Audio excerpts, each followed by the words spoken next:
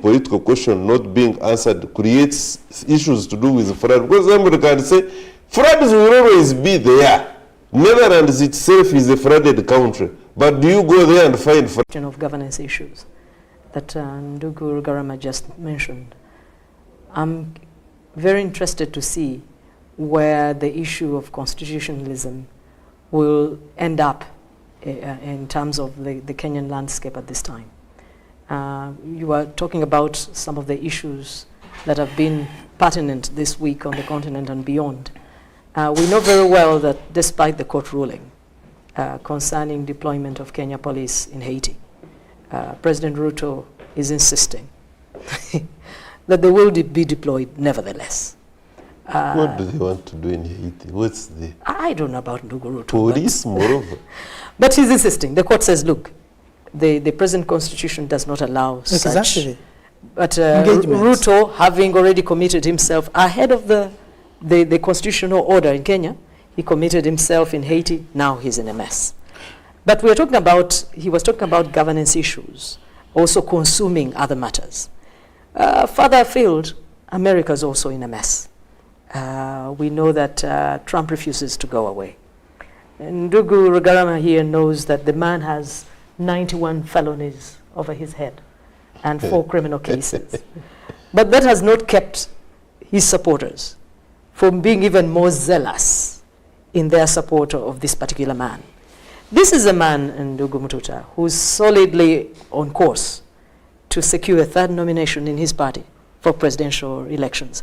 We know very well that in November, if things continue as they are, he's set for another contest with President Biden. And in general polls, he's ahead of Biden. So, which begs the question, what is really happening in the governance and in the political landscape that is America? Things are not just unraveling. You see, as you say, we'll have an opportunity to examine things NAM and things G77. But changes are not just in the global south in terms of how they see the big powers of old. Even America itself is no longer sure of itself as it used to be. The unthinkable is unraveling. Yeah. A man who's on everything, almost a criminal, really. Not almost. Okay. Because it's proven evidence that he's criminal. The man... Which courts have done that? Well, that's why I'm saying he's almost a criminal. But the courts in New York want a piece of him. The courts in Georgia want a piece of him. The federal government wants a piece of him for having tried to overturn the constitutional order in that country. But the people of America are at variance with the rules that have held that democracy, or whatever you call it, together. So the global order is not just unraveling at the seams elsewhere. The same dynamics are at play in America itself. Again, I was listening to the inaugural speech of President Museveni during the handover and takeover of the chair of NAM in Munyonyo. And there's something he said, and it kept me thinking about democracy. You don't have to be so democratic that you begin telling others what you are thinking, because we also have we are entitled to the thinking, and the democracy. Which thinking? They are saying embrace criminals as long as they're in that chair. Exactly, because then that is not democratic. Democracy has to be defined, and not from your perspective. Let's also allow others to give you what they understand. But you see, Ndugu Mututa, the concept of Big Brother has never left America, for instance. Neither has it ever left our Western capitals. You know very well, right from the start, that the Western Europe, especially, and America, have been there to destabilize the so-called emerging democracies. And they will tell you, without saying it loudly, that this is the way you are supposed to govern. Because of the colonial legacy, these people never left. What they did was to make sure that they leave systems in place for them to go back in their capitals, but then use the macroeconomic policies to influence the political issues. So much that almost all the coups on the African continent, if you go back and read the unwrapped CIA intelligence information, what they call, because after some time they do release this information. Decommission. When you read, you will find that more than 95% of all the coups on the African continent, and globally speaking, by the way, there was a direct hand of the CIA with her cousins. They were working in unison to overthrow those governments. Now we are talking about democracy, which Richard was saying that you see what is happening to the global democracy and these so-called epitomes of democracies. America has never been democratic. Europe has never been democratic. There is no way you can give what you don't have. America has never had any democracy. Western Europe has never been a democratic continent, if you like, and therefore they could not have transferred the same to Africa and the rest of the other colonies where they were. Yeah. Not only that, even Ndugu Mututa, before we leave that thought, the other day I was listening to Stephen Saka.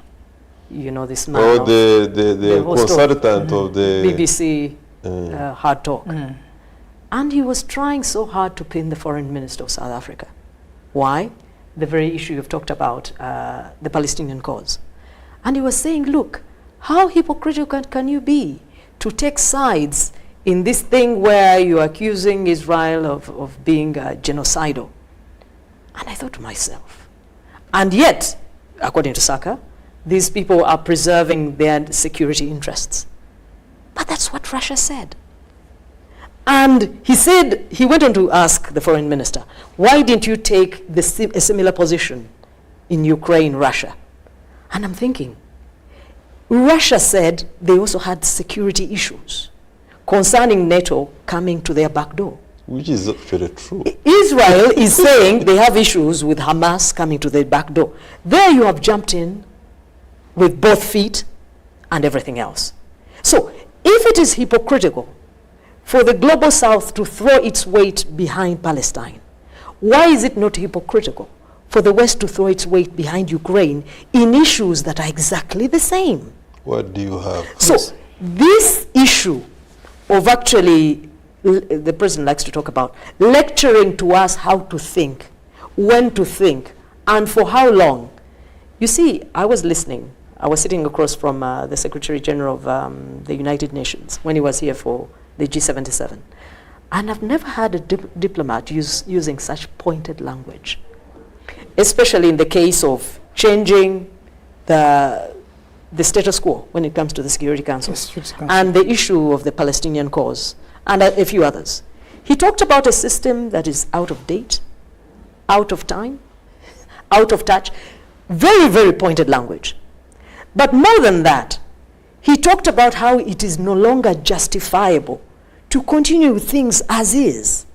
You cannot pretend that the composition of the Security Council, you cannot pretend that France, Germany, America, to some extent, of course, China is not really with them, but they find themselves in this pool. And Russia and China have since left this thinking. But you cannot pretend that this small fraction of Anglo-Saxons represent every shade of thought that is good for the world. That is no longer tenable. Yeah, because even when you look at it on this one, what's the justification? Is it numbers? Which one? For example, how many people, the population of Numbers France? have never ruled. Is it the issue of economic strength? No, they were the victors after World War II. Yes, numbers have never But even ruled. the victors, when you go in reality, France never won the war if Africa didn't participate. But look at the population of France Europe, exactly. today, and look at the population of Britain, and look at the population of America. What justification can there be for continuing this thing and excluding India by itself and Africa as a whole block? It is a shameless way to continue things. Yeah, and I'm glad that the voices are increasing in number that say this one needs to be re-examined. One day, like I usually say, one day we shall get there. Let's keep talking, because the worst part of this whole debate can only be when we stop thinking, talking, acting. Let's keep struggling. That is what Pan-Africanism is all about. That you stop agonizing, keep organizing. And we have been even if it doesn't come during your time, the next generation will get it. The unfortunate is when the leadership, we talked about the political question, when the leadership seem not to take the people seriously. We talked about this, that for the African presidents, for example, you will not be surprised to see that the first trip that Tshisekedi will be making will be to Belgium, Europe, maybe, or some European capital, or America, or somewhere like that. But I bet where Tshisekedi is. I can bet where His Excellency Tshisekedi will come. He will be here in Uganda. That will be great. Let's wait and see. Yes, but what we have seen is that the leadership in Africa is part of the problem. We have had people who have come onto leadership, and the last time when I was with this old man, Botiku of the Nyerere Foundation, he was saying that we are having leaders, and something which also discussed here, who come into leadership today, but they don't want to know how their predecessors, the issues that they have gone through, how far Africa has come to be where it is. A person comes into leadership, and the next thing is cutting the deals. You have been talking about the deployment of police in Haiti and many others. It's not that deployment is bad, but there is no reasonable legal backing to be able to do so. And for leadership, and you should have the decency. I think that's where Rich is coming from. Have the decency as the political head, where the institutions in place have said, look, this cannot be done. And such is the law. Yes, and unless you go back and persuade the same people and do readjustment within the structures which you found there, please, it is only and only sensible for you to respect the very institutions. We have seemed to have gotten away from respecting the institutions, sometimes which we put in place ourselves. And we move. That's why America, by the way, has been caught in a catch-27. They talk about democracy, they don't practice democracy. Sure. Every time they have found themselves, for instance, at the UN, the question is put, for instance, in the case of Cuba, that we lift the economic embargo from Cuba. Everybody votes, we lift. For them, they do not, with maybe one island which they control or something like that. Question is, why don't you lift the economic embargo? They don't have an answer. They don't even care to give an answer to anybody. By the way, just before I leave that point, the Pan-African movement won a very serious award, which was given by the president of Cuba, the highest award that the government of Cuba has given. We won it, so you should be happy for me and the Pan-African movement. Of course, I also have my issues when it comes to. Have you been agitating when it comes? I have my own issues. Oh, that one is not bad, because the entire world has been actually agitating to do that. When you look at the patterns, the voting patterns at the UN, they have always said, including European countries, by the way, they have always said lift the economic embargo. Exactly. Yeah. And my only biggest problem with the Africans when it comes to the question of Cuba, like again Mzee Botiku said, most of these new leaders, don't know that we have our brothers, or have our people who are suffering with the sanctions in Cuba, and they seem to think of other things that will make business sense. I mean, what's the urgency in Haiti? But I would wish to see a single voice coming out of the African Union, pushing, not only condemning, of course you will condemn and then everyone will go back home and they will eat their sausages, but pushing for the lifting of sanctions against Cuba, because there's no justification. Oh, while we're talking about sanctions, how could we forget the military leaders who have shaken ECOWAS off and moved off into the future? All of this, because they're saying, look, these sanctions you're putting, are they justifiable? No. Who is even telling you? Are you really reading from your old script? How have we not represented the interests of our people? Exactly. Are you just going to do things in a robotic fashion? Because you're out of tune, out of touch, unresponsible to our needs? They threw them aside, checked out of ECOWAS, and left Nigeria quarreling.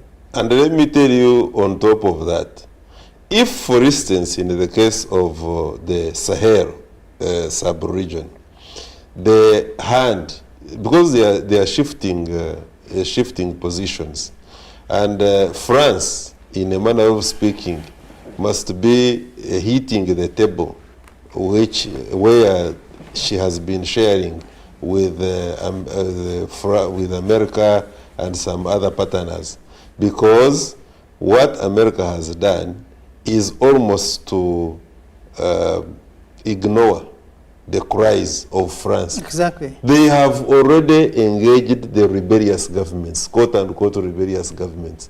They have even sent their ambassadors. Those are the same people, the ones of America, who are vigorously engaged in developing an alternative infrastructure arrangement, this time with Angola, yes, to rival the Belt Initiative of China. Of China. Yes. They are very busy. They have learned their lessons. No, I think, and we discussed this here one time, we said, Africans are not being strategic, because if we were strategic, we could have fooled these guys.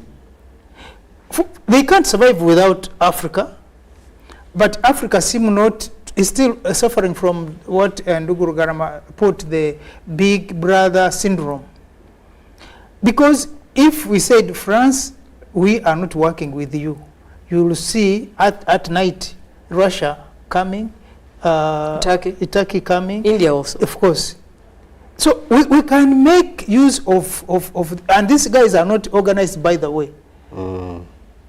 But you see, each of them is against the other. Comrade Mututa, don't you think this is what actually the G77 plus China, the South development, don't you think that is what it was all about? And when in a few moments, when we come to the real discussion about the G7, we'll look at that. Because yes, for me, in the main, I listened to the closing remarks of His Excellency the President of the Republic of Uganda, Yoweri Kaguta Museveni, and he was very clear about how much the South development would make sense if we realized that we can do it on our own without necessarily having to beg. Although he said, and correctly so, that we do not have to do away with the Western capital. But that's what also... All we need to do is to strengthen our cohesion as South to South. Then these other partners, if they want to be partners, not dictators on us, will come along. And that's what Nyerere said. He said that trying to mobilize under the South to South cooperation and collaboration does not mean laring against the North. But that's what they were forcing us to do all along. Yeah. That you must be in my camp to the exclusion. Then you discover in the night that they are dealing with this so-called enemy. I told you one of the things that has never ceased, one of the corporations. While they're breathing down the throat of South Africa and the global South to let Russia alone, I told you the space program, the capsules that they use to get their astronauts, all of Europe and America, are Russian vessels. Has the corporation ever ceased? It is seamlessly continuing to this day. But they are telling you, cut off ties with Russia? No. Yeah, yeah. And no. do you know, in terms of air technology, or space technology, that Russia has got the highest level and control of manipulation of space technology than any other country? Have they stopped cooperating with them? No, they can't stop cooperating with them. So, like I'm saying, these guys are not that exclusive. They are not that sharp. They are not that intelligent in all manner. But the problem has been the robots that we create in terms of, in form of leadership on the African continent. Because then once they get into power, they are told to do ABC, do. Because through these deals, you'll be able to earn money, but also you will be able to be kept in power so that you are not disturbed. The World Bank will give you all the money that you need, and the systems will work for you. But at a point, even mercenaries as part of your presidential guard. Exactly. And when we talk about that, again, Rachel brought it up quietly. Of late, you have had the tensions that are continuing between Kinshasa and the neighbors. The president, Tshisekedi, is saying, he threatened to attack Rwanda. Yes, even before even during his campaign. And he's saying he's not open to negotiation. Yes, but for that one, he said the diplomacy has. Exactly. I'm actually wondering, we need a Pan-African angle on that. It is not as probably right as we may take it, and maybe we need to dig deeper. The trouble seemed to be with the Congolese of the Rwandese extraction. Oh, Rwandese of the Congolese. That is the capital of the problem. That's the problem. Now, are we really going to get that whole chunk of the Bahema, they are called the Baheme, then the Banyamurenge, that crop of Congolese who have got, by the way, a territorial a territory, not just because historically you can trace them in a DRC. They are not refugees. What are we going to do about that? We have, for example, where I come from, we have 4 million Bamasaba who are living in Kenya. Yes. As a population. They are more in Kenya than in Uganda. But their king is here in Uganda. Yes. But the allure of West Nile. But are we causing trouble? Their Achoris, you were there. What about the Achoris? There are more Achoris in South Sudan than we have the Teso. Yes, they are Teso.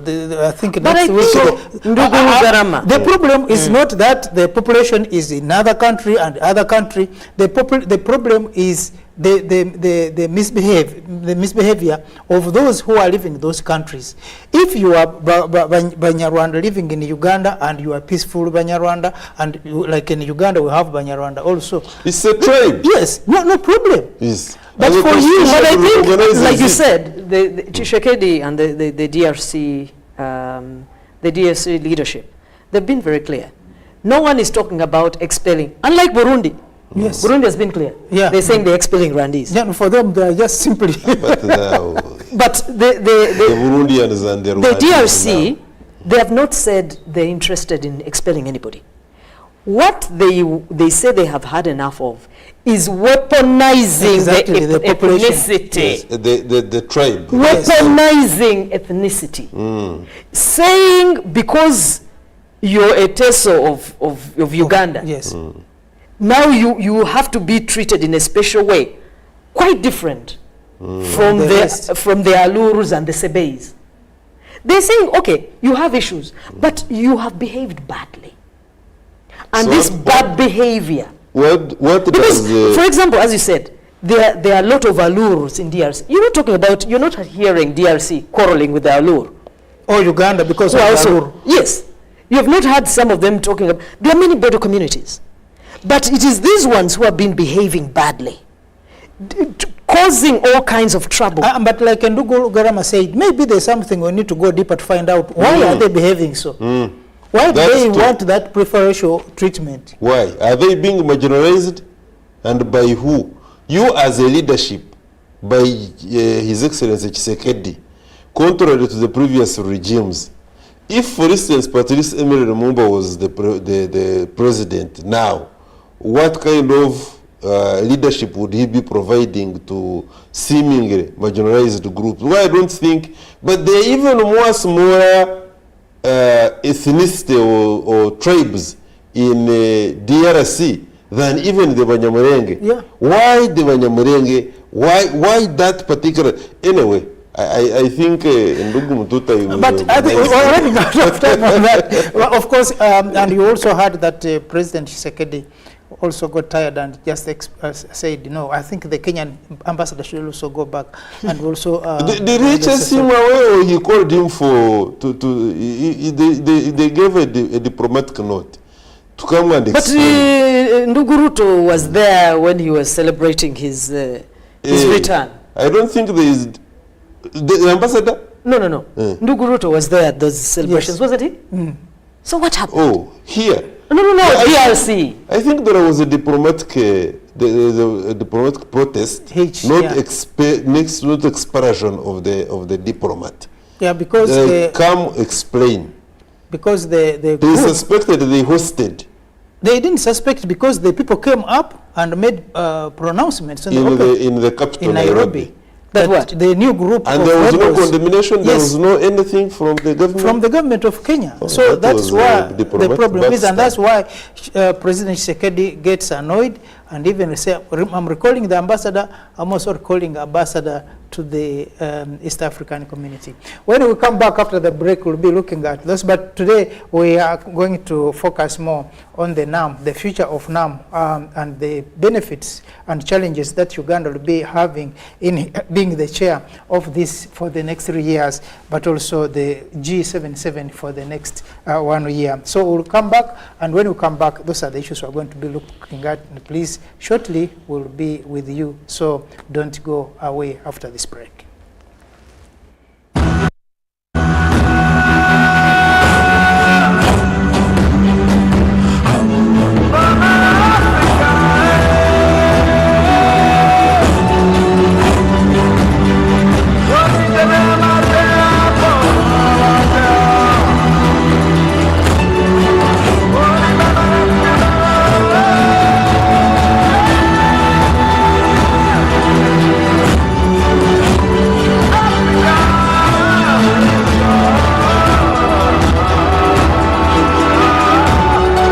Tarehe Sita is a crucial day in Uganda's history.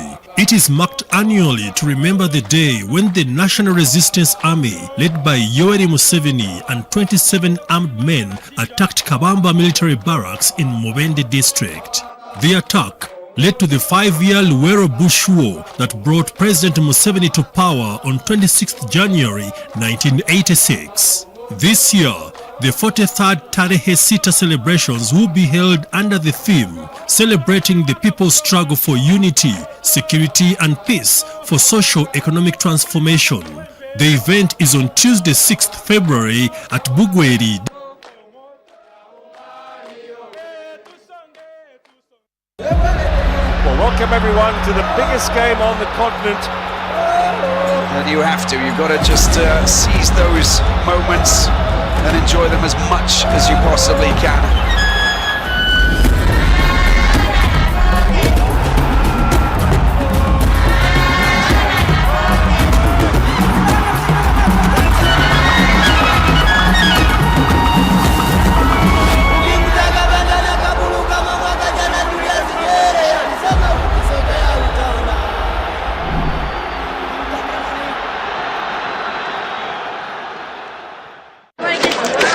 Junko. Yo.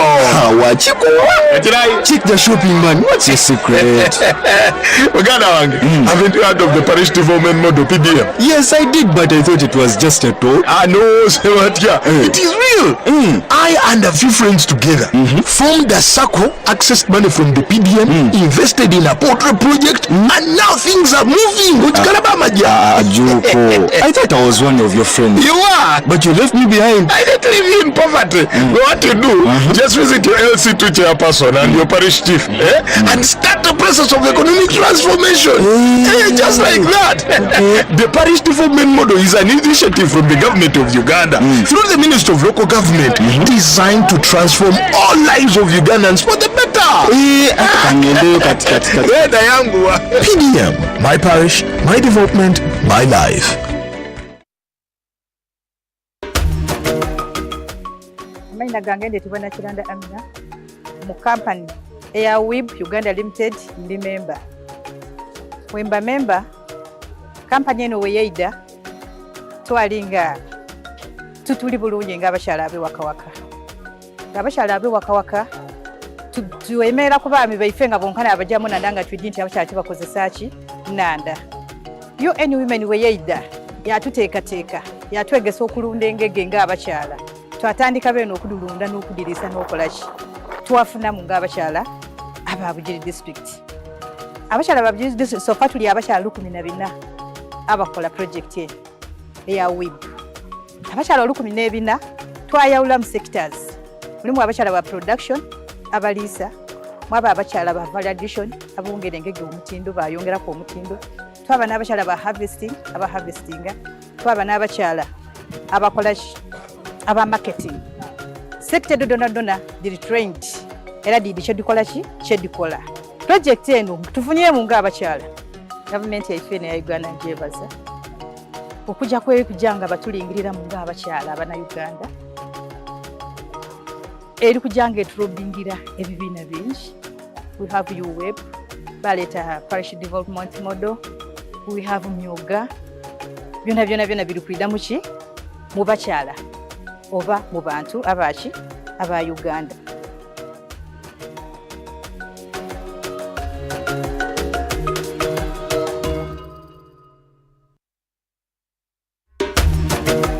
Mukoke Fish Farmers Association tuli balunzi ba byananda ebyebika ebisatu omuli Miracap, tilapia oba engege ni catfish twete male.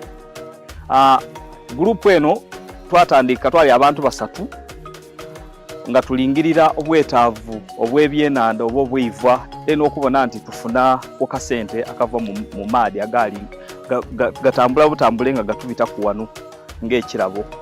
Twatandika ni fish pond ndala mu mwaka gw'2018. Twebaza fisheries officer ni district ya Bugiri babanga batulagirira kusani fish farm ebwikwe inside day twabanga tusobola okufuna kwetusaako obugege obwasooka era mu mwaka ogwali 2020 awo basobola okubanga batuwaayo ebyenanda emitwalo dali ena okuva mu operation werese creation era okuba yongereza ku emere yatuweebwa okuva Ugachik Poultry Breeders. Twasobola okubanga tusoloza akasente akawerera obukayire nga 42. Twasobola okubanga tubuinvestinga oba okubona nti twongereza ku bimu ku bintu bye tukola gano bebaza government yaife okubanga buli saawa efaayo okubanga eferi abana Uganda.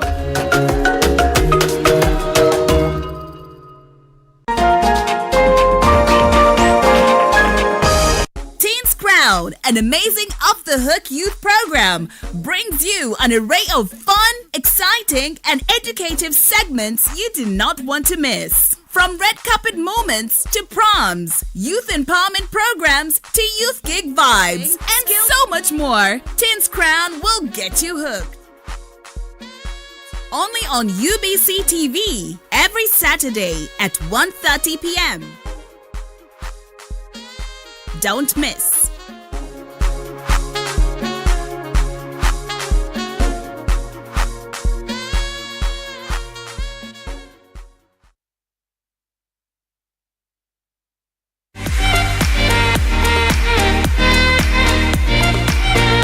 The stage is a world of entertainment.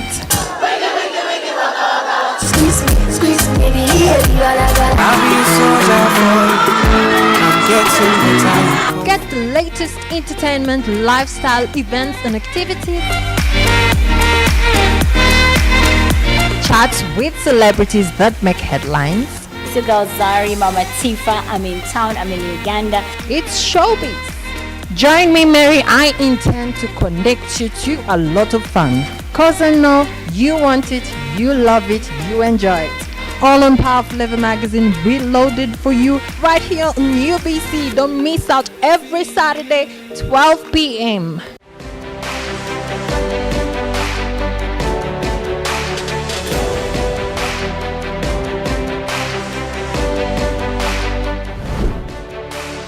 This is Chilling.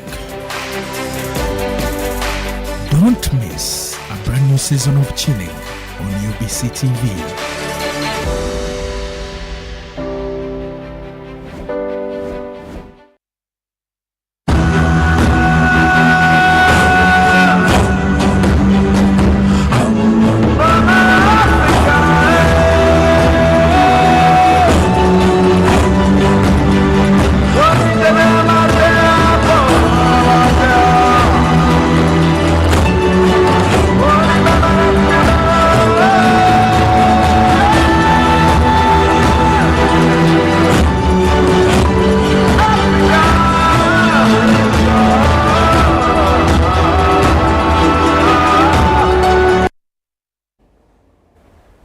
Welcome back from that break, and we thank you for being with us on UBC here following this program of the Pan-African Friday, where we discuss issues of interest in the African continent pertaining the African people, both here at home but also those living outside of the African continent. Of course, there is very huge population of people who are living outside of this continent, and they are our people, the African people, call them the black people. They may not be black, they may be white, maybe, but the people from Africa here. Of course, the other time Rachel was saying being an African does not only mean that you have to be a black person, but also you have to be seen to behave and live the African way of life, and which is also, of course, a challenge. When people leave Africa, they become more either northernized or westernized or easternized, like that,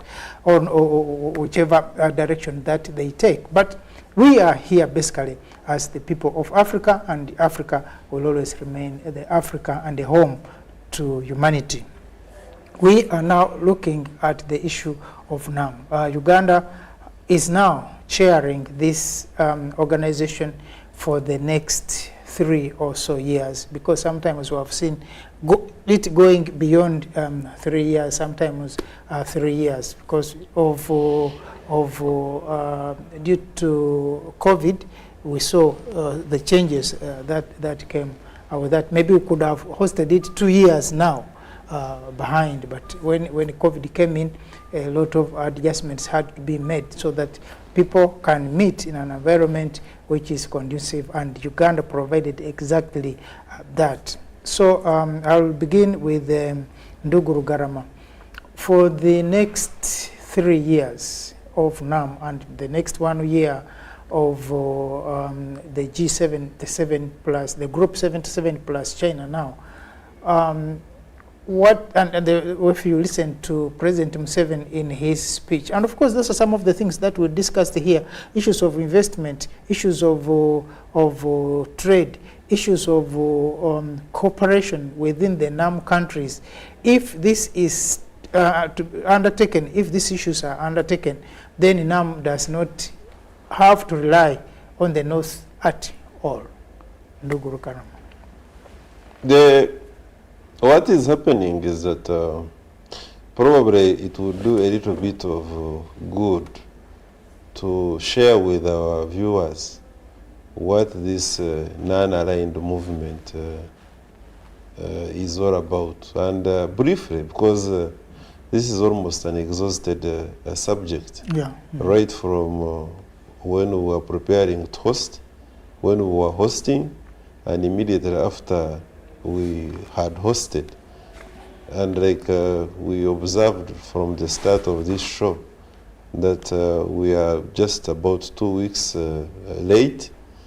But suffice to state that around 1960-61 is when we see the non-aligned movement, which in the main was a child of India, then Ghana, Egypt, and some other country somewhere still coming up and saying it is not useful for us to be pro-East or pro-West. And around that time is when the Cold War was at its peak, where you were either pro-West, and pro-West mainly America with Western capitals, Western Europe, or you are pro-East, which was mainly Russia,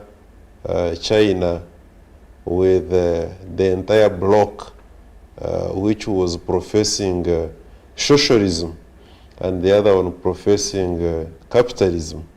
So the Nehrus of this world, the Kwame Nkrumahs of this world, Abdul Gamal Nasser of this world, and some other senior member in Asia there, they came up with the thought that for us we could be neutral.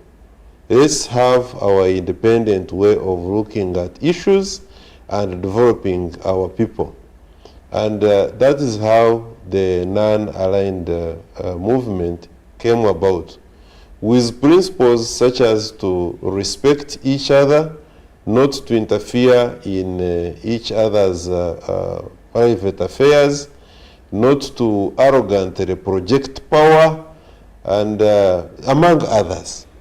Then, of course, the G77 was mainly, which is the second largest group, and in my opinion, in terms of functionality and relevancy, if we are giving it the relevance that it actually deserves, second to United Nations, because we have got a membership of well over 120, and I think since they admitted South Sudan, they were now 121, and plus China. Now, China is very strategic. I just want to make a comment on China. It's very strategic because China still believes that although it is in my opinion, really, looking at the tradings, the largest economy, although we say America is the largest economy, but on the decline, China still believes, although it is the largest economy, or second largest economy, the way you want to put it, it still believes that it is a developing country. That's what it says. It is a developing country. Now, what China has for strategic reasons. Yes, for strategic reasons. What China has consistently done is to carry out certain economic reforms for purposes of keeping in tandem with the global circumstances, such as devaluation. Can you imagine that China, which is not a dollar country, holds more dollars, if I may use the word, than the country whose currency is the dollar? That China, which is a yuan currency country, has more dollars, because China has got reserves. Its main reserves are two: gold and dollars. That if China, for instance, put a quota of her dollars on the global market, America would go into a recession. That's China for you. So China, by adding herself on G77 plus China, was for purposes of keeping in touch with the South development, keeping in touch with the emerging economies, keeping in touch with 120 countries which are dissatisfied with the activities of the Bretton Woods institutions of the World Bank and International Monetary Fund. To the extent that we are now, by the way, let me also say this, that if it was not that the Bretton Woods institutions do force the developing economies, the South countries of the South, members of G77, to take money, and this is evidence. It is the statement I'm making with evidence. Because when you look at Parkinson's book, the Tales of the Economic Hitman, you know, Parkinson was a former CIA, working closely in the economic bloc under CIA. And he tells a story of how the South countries of the South are forced to take loans from World Bank and International Monetary Fund. And whereby, especially on the African continent and Latin America, these economies, these loans are designed to keep these countries perpetually indebted to the World Bank. And World Bank is nothing but America. We know that for a fact. So therefore, I thought I would give that background of where NAM or Non-Aligned Movement came from and why it came, and then the South Development, members of the G77 plus China now, and a reason also to make a comment as to why China closely, because you see, by China closely aligning with the G77, it is assured of the market. It's not that China is the best of the best. No, but you see, there is what we call, when we are discussing, when we are calling for a debate, and we say this debate is about the evil people. Now, you don't again bring Satan and you say you also come and participate. No, Satan is at a different level. He's A class. These ones are either A or B plus. So, likewise, if China is bad, you say China is bad, the policies are not that good. But you see, at least China is evil. But there are people, the former colonies and then the America, which are actually Satan itself. But I think so, even Nduguru-Rugarama, I've been sitting here and I don't know why you're being very kind in your words. Selective, self-editing. I don't know why you're self-editing at every level. China is no different in its interests than America or Britain or Germany. The only difference is the expression or the way in which those interests are put across the table. Sure, sure. At the end of the day, you talked about this huge store or cache of dollars. Every nation looks to preserve itself. Not just to preserve itself, but to catapult itself to the top of the heap. I'm thinking, in Nduguru-Rugarama, that the shortest distance for China to climb the top of the global order is by way of G77. Sure. Because they will not wait for the old order to crown them king. That will not happen in the short term. That will happen by cold, hard economics and other spheres in which people intensely compete. But in the sphere of G77, surely China is the unrivaled king. It is a showcase. Actually, like I said, I listened to the special representative of the president of China, who actually came here physically. And they were trumpeting the corporations, infrastructure, technology transfer. They were championing the good points. Of course, they were not talking about the other side. But what we are saying is that I hope the G77 are not naive. Because at the end of the day, Nduguru-Rugarama talked about securing markets. The President Museveni, was very clear that we need to do a better job of trading among ourselves. China is looking for social capital. It is looking for soft power. It is, because its style is not the Western style where you impose yourself on people. The Eastern philosophy, the Eastern way of doing things, is to stealthily make your way to the front and center of really where you want to be. By the time people wake up, you've taken over. You don't blast your way to the top. You don't bamboozle people. You don't leave corpses in your wake. You sweetly and gently appear not to be going where you're actually going. But at the end of the day, I think the Global South has seen enough of what great powers are about. And again, of course, the president, when he was talking about his mission and this vision in the next 2, 3 or so years at the hem, he wants to see, one of the issues that he said should be tackled is the peace, to get rid of the conflicts amongst the member countries, the NAM countries. Of course, we talked about issues of now happening in the DRC. We have the Gaza question. You have the Syria issue. You have so all these conflicts within the NAM areas must be addressed. Of course, that's going to be an uphill task for him.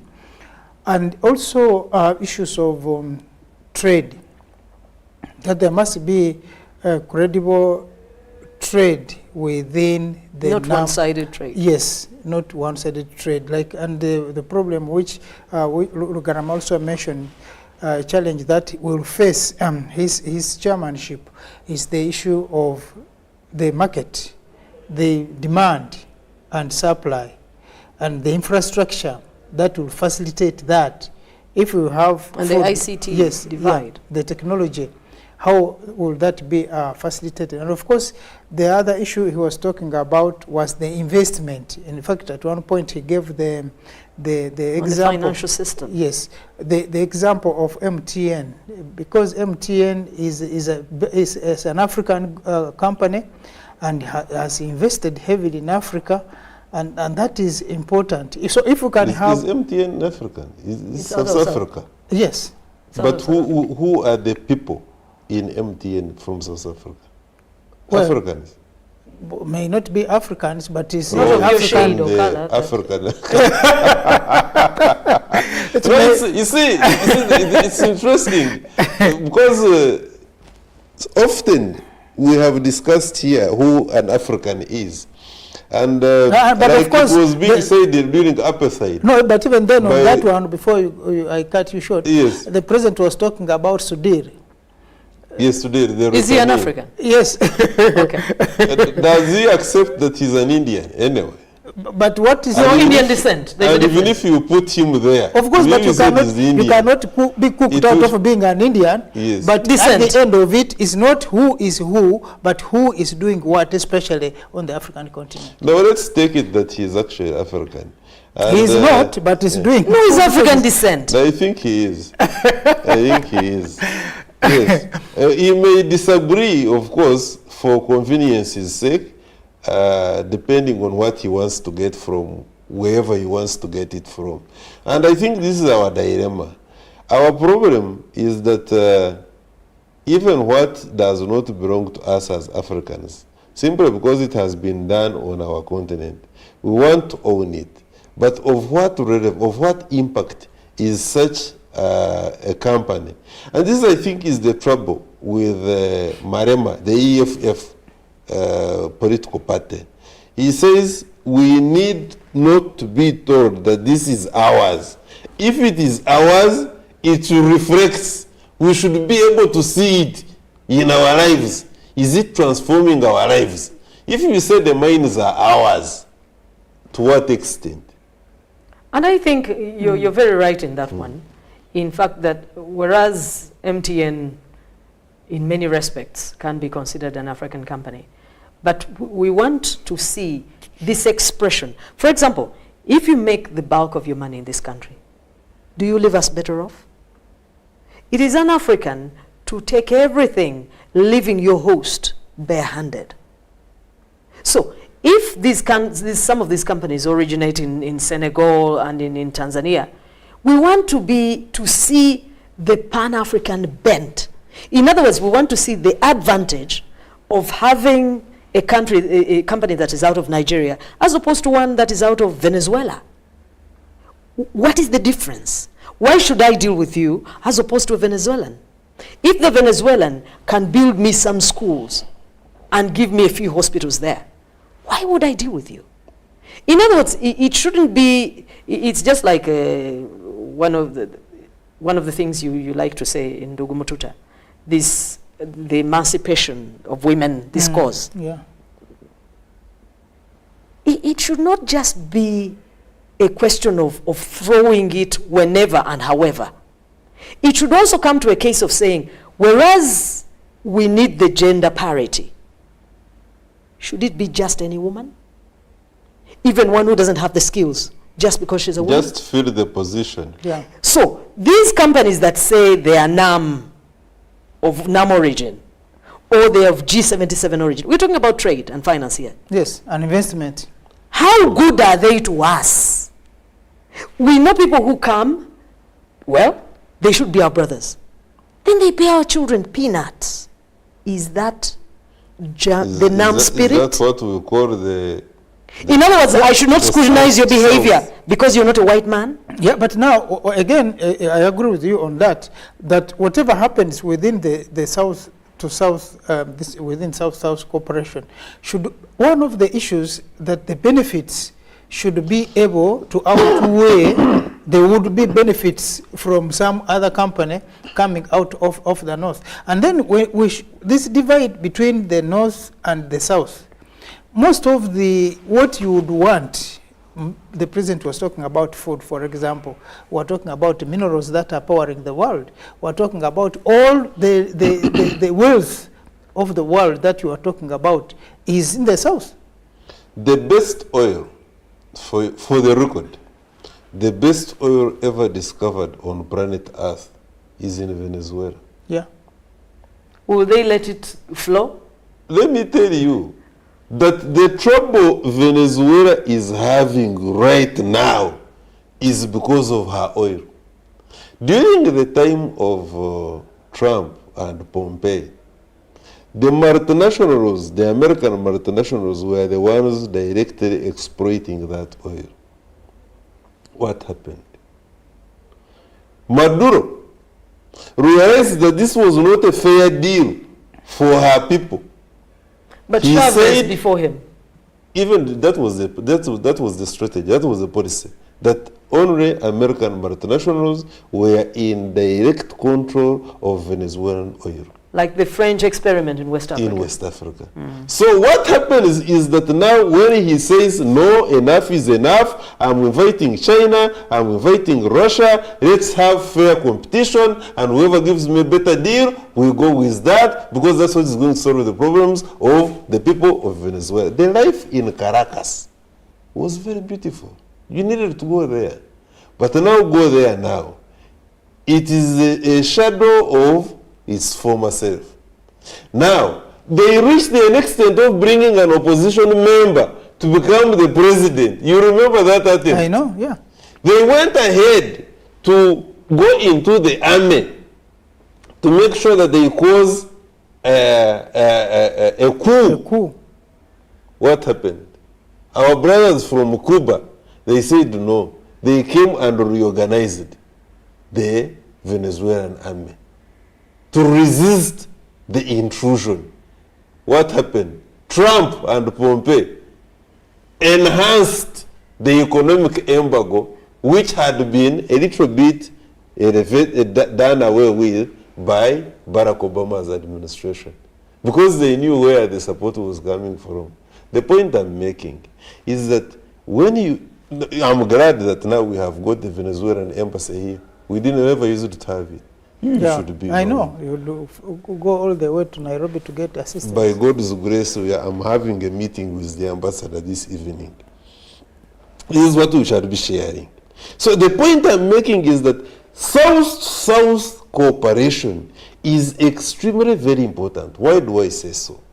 that the problems Venezuela is experiencing, bestowed upon her by none other than America, can only be best understood by a country that has gone through the same experiences, such as Cuba and ourselves here. Short of that, we shall be discussing from pointless to nothing. Because somebody that inflicts pain on you cannot understand the amount of pain you are going through, unless somebody that has gone through the same experience. So by enhancing trade, investment, and all manner of cooperation in between the South people of the South, global South, we are going to get this calculation correct. Whether that calculation is going to be gotten correct in the next 40 years, 10 years, it does not matter whether we shall be ourselves there. At least the most important issue is that we are on the correct track. The correct track is that South-to-South cooperation is extremely important. We are not going to gain anything, as history has shown, in the United Nations. We need that G77, which is largely South-to-South cooperation. The G77, where we have similar, they may not necessarily be the same, similar problems, because the problems that the Indians are facing are not necessarily the problems that Ugandans are facing. They are at an advanced level of production. They are talking about emissions. They are concerned with ozone layer, tampering with the ozone layer. Which industries do we have here in Uganda that we may talk about? But at least we know that the Indian community has got suffering populations, and they suffer from what the Ugandan populations who are at the marginal threshold are suffering from. Sure. In a manner of speaking, therefore, going forward, the non-aligned movement that we have been so much talking about, the tenets upon which it was established have not so much changed. Sure, yeah. If we are talking about non-interference, we are talking about respect for each other. We're talking, some of the members, by the way, strong members that were forming part of the non-aligned movement have since been wiped out of the earth. Disappeared.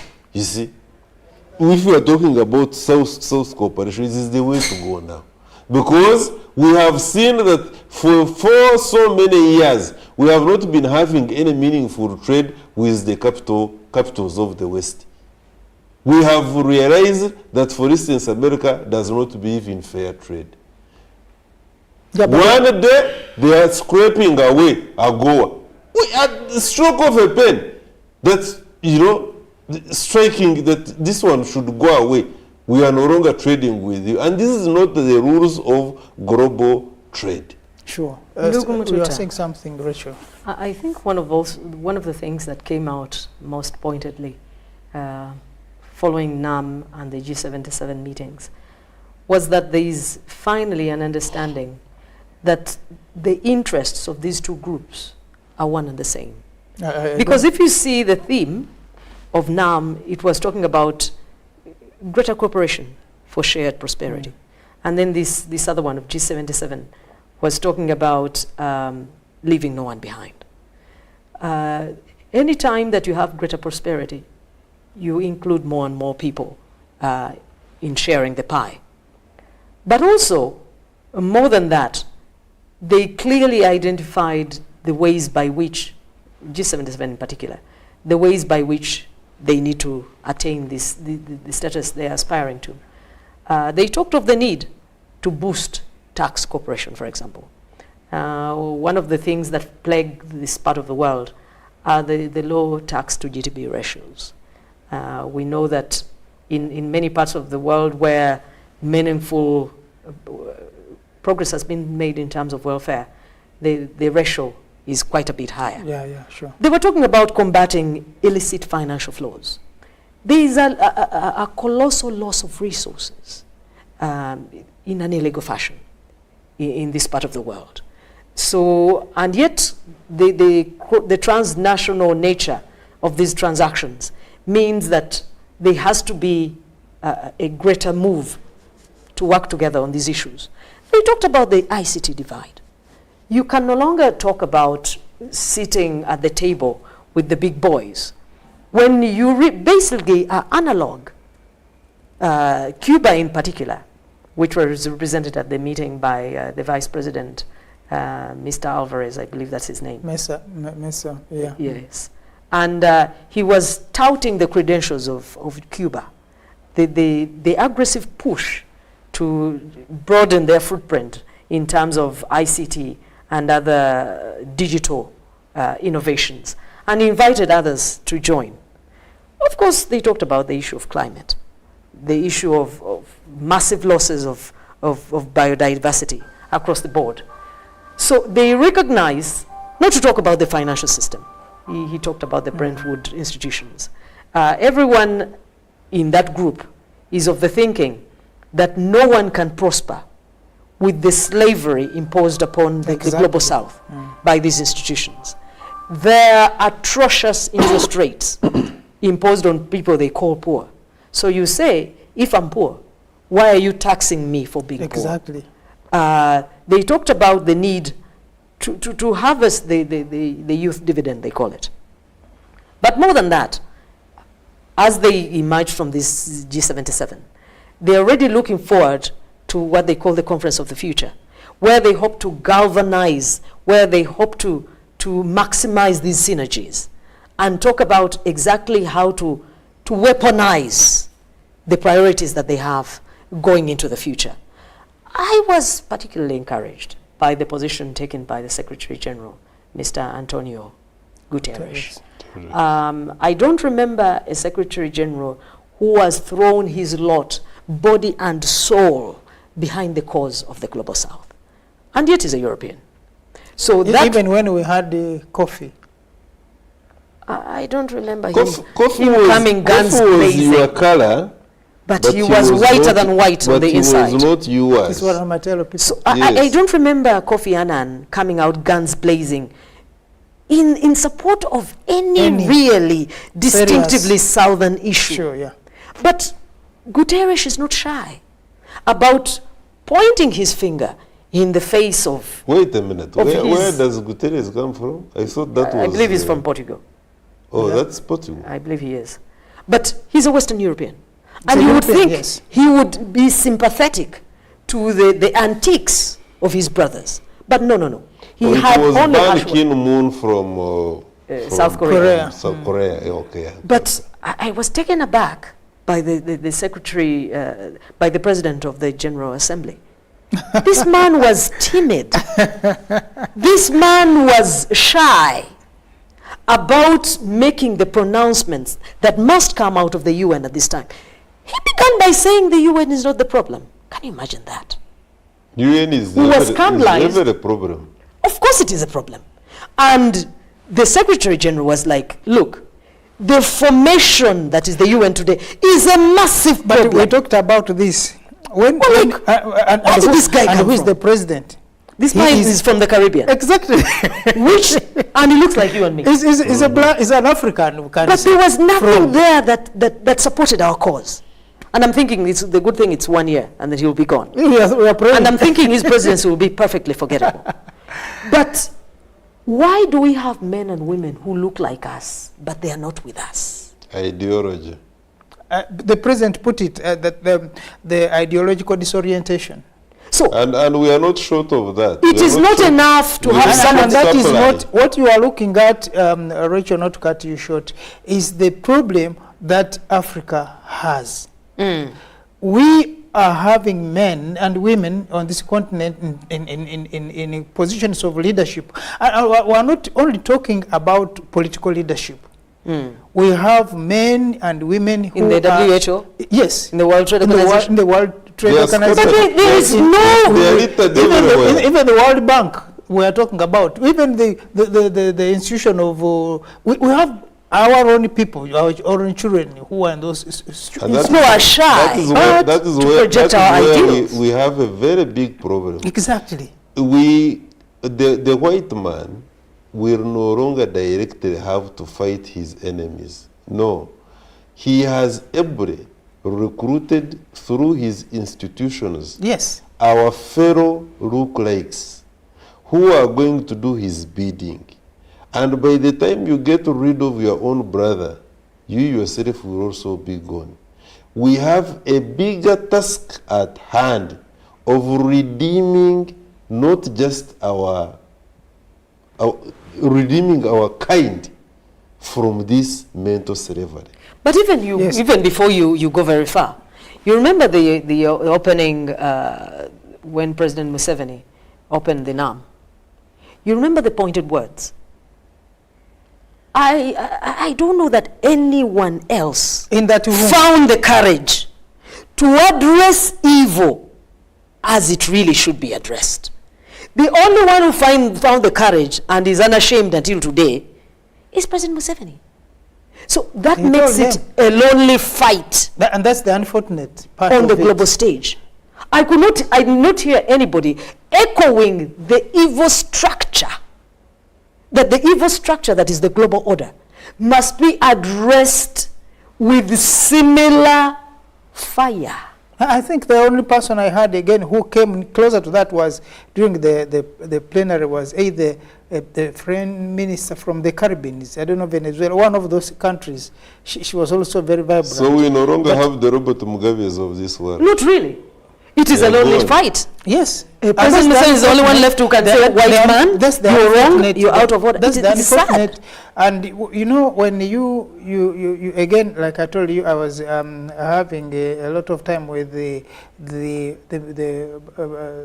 Butiku from the Nyerere Foundation. Nyerere, when he was a president, actually NAM is one of the things that Nyerere took a lot of trouble to write about and prepare the Africans to take charge. Because when you look at NAM, actually, we have more than 50 countries on the of Africa, except one stubborn one. The majority of membership rate. Yes. Wait a minute. Is Gund out of NAM? Who? Eritrea, isn't Eritrea? it? Eritrea. He's the stubborn out one. It has been like that. You remember that it was the last country to validate the African free. the Africa Continental Free Trade Area. Exactly. He's always enjoying the last after situation. a very long time. Whatever. But what are his quarrels with the people? Does he ever say what his quarrels are? He just keeps quiet. But that country still has people, because I've seen many of the Eritreans living in that country. Just First of all, away. the population is not that big, no, but you see everyone is living in the country. But I think we need to engage them more. We need to engage them more because we cannot afford to leave them behind. The good thing is that we still have some bit of a ray of hope that they, nevertheless, despite the delay, they finally come around. I think what actually we are laboring here to debate is that now going forward, and I think that's the question you posed. Going forward, what is the future of G77 and what is the future of NAM? And here we are with the chairmanship. My take really is that the future is bright as long as we do the following. One, we realize that we are in deeper waters and we have got ourselves if we must get out of the deep waters, we have ourselves to do it. Nobody else is going to do it for us.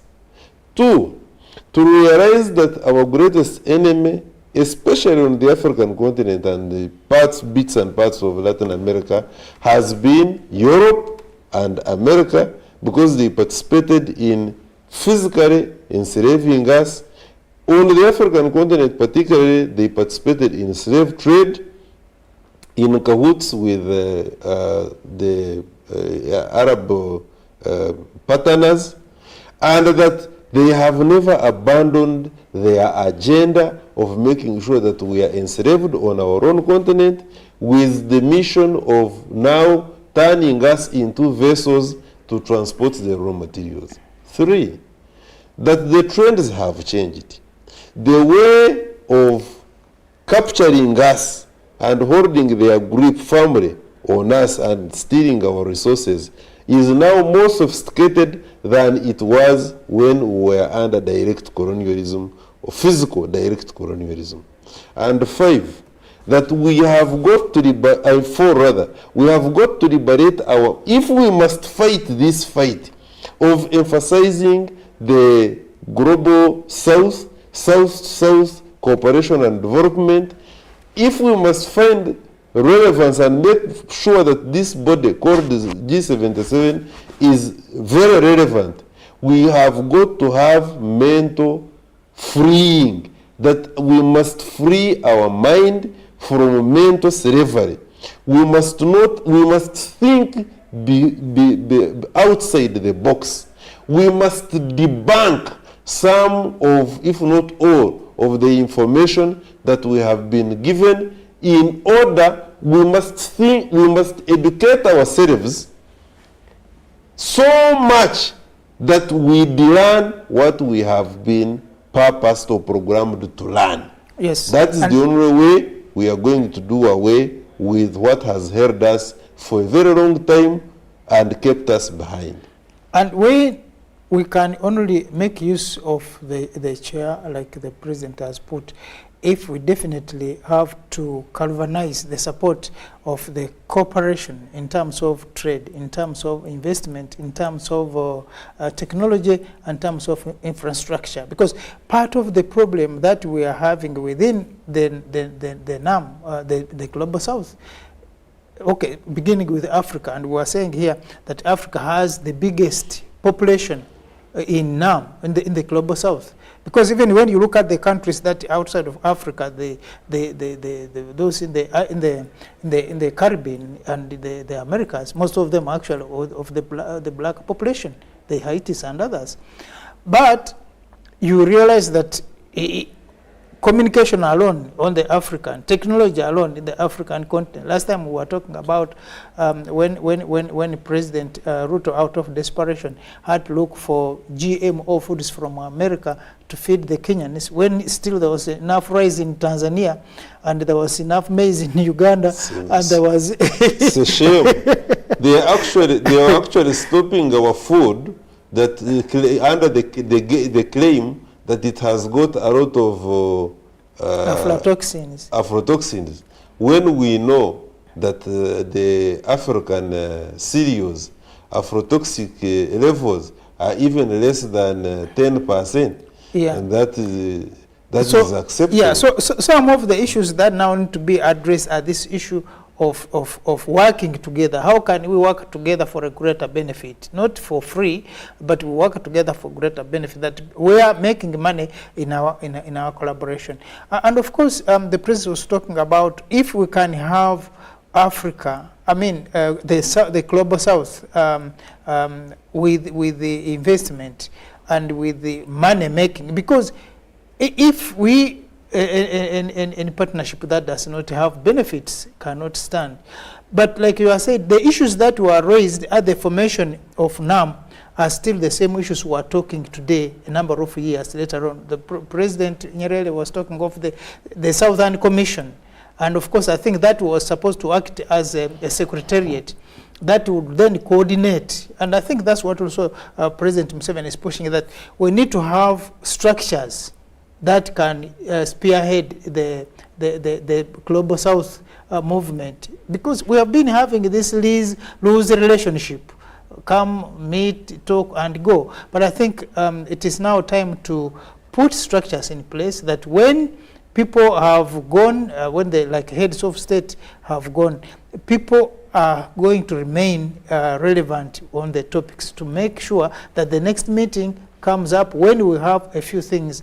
And that's what I think President Museveni tasked Ambassador Yebare here, to make sure that they coordinate and make sure that by the time the chair is handed over, a lot of ground is covered on that. And Rachel, you are saying something. I think President Museveni also took the opportunity to remind the global audience that he believes firmly that the model he has set out for Uganda's path to prosperity is still also very relevant when it comes to the G77 and NAM context.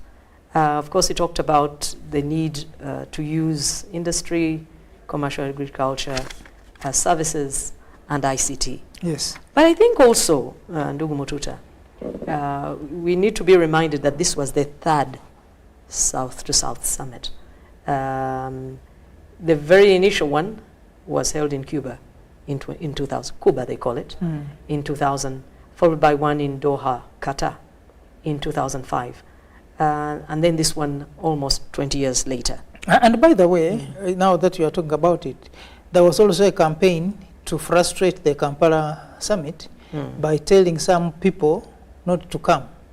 I think that is an old and tried and tested trick. Yes. Where you paint your neighbor blacker than black. But at the end of the day, I think all who were assembled and some others understood that it is not true, unlike the colonial mindset, that it's only a few countries of the world that can execute some things well. That is very old style. Where it says the only good thing has to be made in America. Who said? There's some wonderful things made in Bolivia. So if we can rise to the level of believing in ourselves, because the preoccupation of the colonizer was to make us believe we are second rate. Whether they found that person in Vietnam, whether that they found those people in South America, they made them believe if it is not from Europe, it will really never be that good. Colonial mentality. The colonial mentality. And that is even the reason why our brother you've just been talking about, he believes it is better to use GMO maize from America. The one from your neighbor is just not that good. Once we get beyond the colonizer's chains, the other software that he left in place working for him long after he physically left the shores of Africa, once we can overcome self-defeating thinking and then practices, we'll be good to go. Thank you so much. I agree. Thank you much, colleagues. Thank you so much, the viewer who has been with us for the last 2 hours. We are coming back to the end of this program, and we'll be back with more discussions next week on Friday. Don't go away. Stay with the UBC. More programs are coming up, definitely, that will keep you into the weekend entertained. We thank you for all the time that you have given us today, and we thank our production team that has been behind the scenes to make this program come your way. Until next week is when we shall be back with more discussions and more interesting topics on the continent of Africa and about the life and welfare of the African people. Stay blessed for the weekend. We thank you once again.